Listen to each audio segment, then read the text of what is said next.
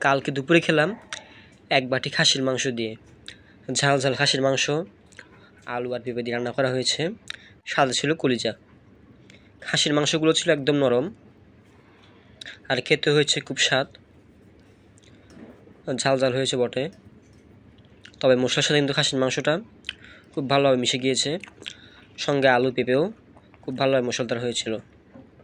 আর গরম গরম খাসির মাংস দিয়ে গরম গরম ভাত খেতে কিন্তু খুব ভালো লাগে সবার। আর খাসির মাংসটা যতটুকু সম্ভব গরম খাওয়া উচিত, যেহেতু ঠান্ডা হলে অনেকটা শক্ত হয়ে যায়, খাসির মাংসটা খাওয়া যায় না। তাই সবার উচিত গরম গরম খাওয়া খাসির মাংসটা, তাহলে খাসির মাংসের স্বাদটা আরও বেড়ে যায় আশা করি।